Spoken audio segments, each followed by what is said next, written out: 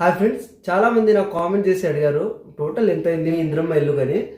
And చాలా దగ్గర 200 మంది దాకా అయితే నాకు కామెంట్ చేశారు. లేట్ అయింది కొద్దిగా వీడియో అయితే.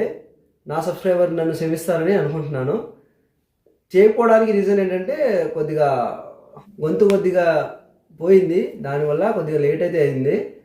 ఇప్పుడు క్లియర్గా చెప్తాను, లాస్ట్ వరకు చూడండి. అలాగే ఎవరైనా కొత్త వాళ్ళు ఉంటే సబ్స్క్రైబ్ చేసుకోండి, నచ్చితే లైక్ కొట్టాలి ఖచ్చితంగా. ఫస్ట్ మనం ఇంద్రమ్మ ఇల్లుకి మనకైతే ప్రొసీడింగ్ తీసుకొని సార్ వాళ్ళు అయితే వచ్చి మొగ్గు వేశారు. మొగ్గు వేయడానికి 2000 అయితే తీసుకున్నాడు మేస్త్రి. అలాగే లంచం అయితే 3000 ఇచ్చాను నేను. అది లంచం ఇవ్వకుండా అయితే మొగ్గు వేయమని అధికారులు వాళ్ళందరూ వచ్చి చెప్పారు.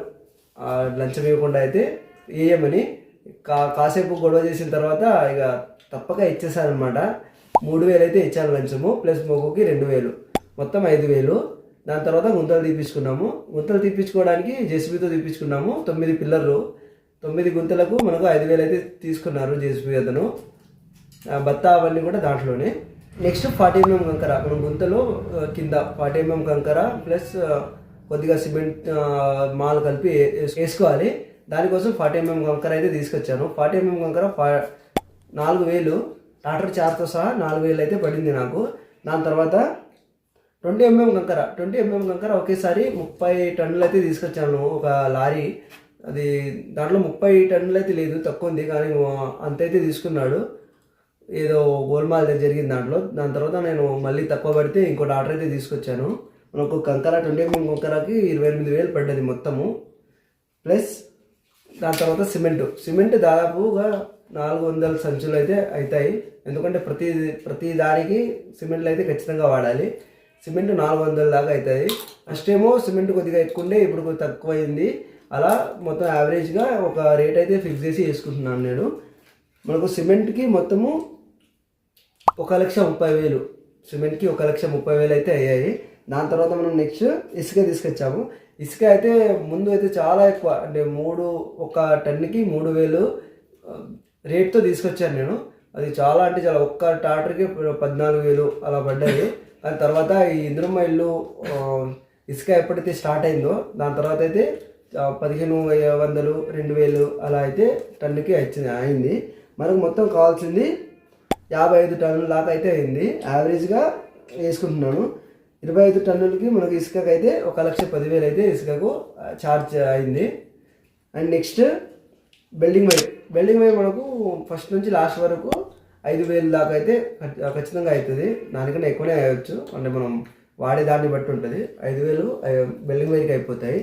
దాని తర్వాత మనం ఆయిల్, సెంటరింగ్ బాక్స్ డబ్బులకైతే వేసుకున్నాం కదా ఆయిల్కి 1000 రూపాయలు సరిపోతుంది, దాని లోపలే అయిపోతుంది. కానీ పెట్రోల్ అవి అన్నీ కలిపితే 5,000 ఖచ్చితంగా 1000 రూపాయలు అయితే ఖచ్చితంగా అయిపోతాయి.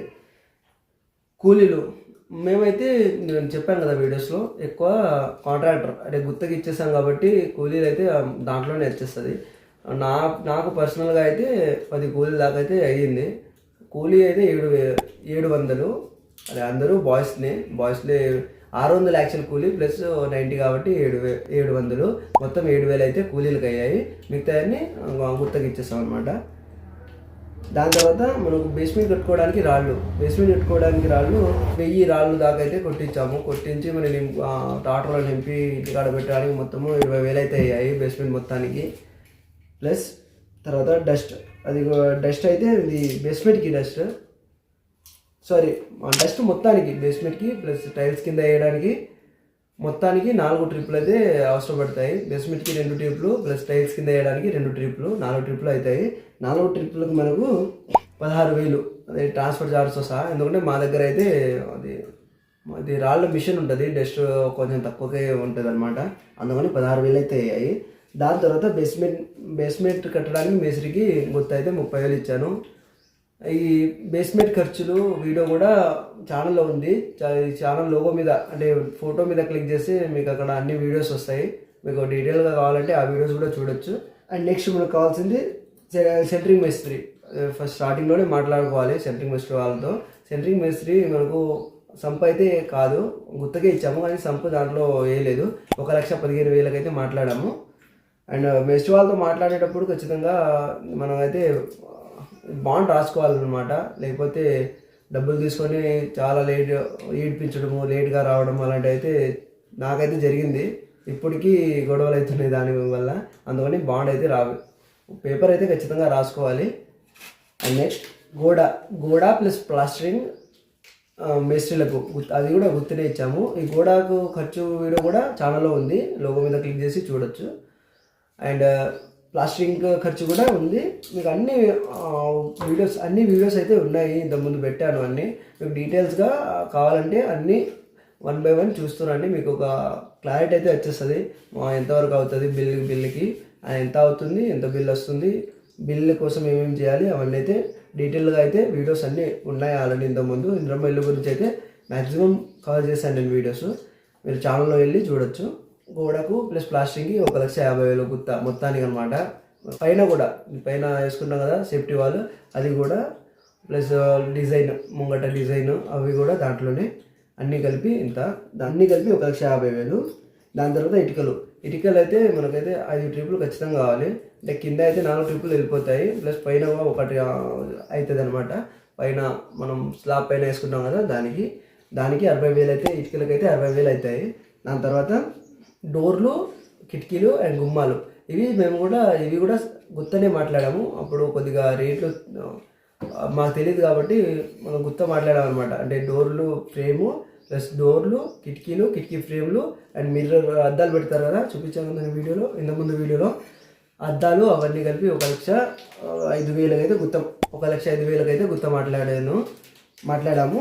అండ్ అవి ఫిక్స్ కూడా చేసేసారు. మీకు ఆల్రెడీ ఇంతకుముందు వీడియోలో తలుపుల గురించి కూడా వీడియో అయితే చేశాను, ఛానల్లో అయితే చూడొచ్చు.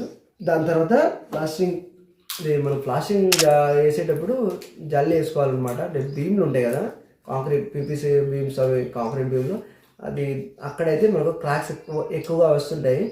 క్రాక్స్ రాకుండా మనం అయితే కబూతర్ జాలీ లేకపోతే ప్లాస్టిక్ జాలీ అయితే వేసుకుంటాము. దానికి 1,000 రూపాయలు అయితే అయ్యాయి. దాని తర్వాత మనం అయితే పుట్టి వేసుకున్నాము గోడలకు, పుట్టికి అయితే 20,000 అయితే అయ్యాయి అన్నీ అనమాట. దాంట్లో మేస్త్రీలకు అండ్ పుట్టి బ్యాగ్స్లకు అన్నిటికీ 20,300 అయ్యాయి. 20,000 పెట్టుకుంటున్నాను రౌండ్ ఫిగర్ అయితే. అండ్ దాని తర్వాత టైల్స్కి అయితే మనం టైల్స్ వీడియో కూడా పెట్టాను. ఇలా టోటల్ చెప్తూ పోతే వీడియో చాలా లెంత్ అయిపోతుంది, దానికోసమని అలా డైరెక్ట్ అమౌంట్ అయితే చెప్పేస్తున్నాను. మనం టైల్స్కి అయితే 88,000 అయ్యాయి.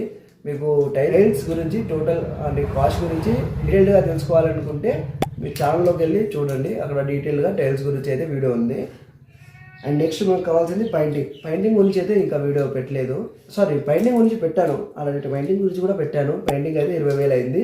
మీకు పెయింటింగ్ వీడియో కావాలంటే ఛానల్లోకి వెళ్ళి చూడొచ్చు. అండ్ వైరింగ్ వీడియో పెట్టలేదు, లేట్ అయింది చెప్పాను కదా, వేరే వర్క్లో ఉండి అలాగే గొంతు డిస్టర్బ్ అవ్వడం వల్ల చేయలేదు. మనకు వైరింగ్ అయితే 54,000 అయ్యాయి. దాని తర్వాత ప్లంబరింగ్ వీడియో కూడా పెట్టలేదు. ప్లంబరింగ్కి 21,700 అయ్యాయి. అండ్ తర్వాత ఇతర ఖర్చులు అయితే 20,000 పెట్టుకుంటున్నాను. ఇతర ఖర్చులు చాలా ఉంటాయి అన్నమాట. అంటే మేకులు తీసుకొస్తాము, చిన్నగా మనకు తక్కువైనవి అవన్నీ వస్తాం కాబట్టి అవి 20,000 అయితే పెట్టుకుంటున్నాను. నేను ఇది మొత్తం కూడా రాసుకొని డీటెయిల్గా చెప్తున్నాను. నేను ఏదైనా మిస్ అయి ఉంటే నాకు కామెంట్ చేయండి. నేనైతే మ్యాక్సిమం అన్నీ కవర్ చేశాను. ఈ స్క్రిప్ట్ ఇది నేను మార్నింగ్ నుంచి రాసుకొని ఈవినింగ్ అయితే రికార్డ్ చేస్తున్నాను, అన్నీ క్లియర్గా చెప్దామని. మనం టోటల్గా మనకు 11,66,000 అవుతాయి అన్నమాట. అంటే మాకు అయినవి. ఈ రేట్ అనేది మనం వాడే క్వాలిటీని ప్లస్ ఏరియాని బట్టి చేంజ్ అయిపోతుంది.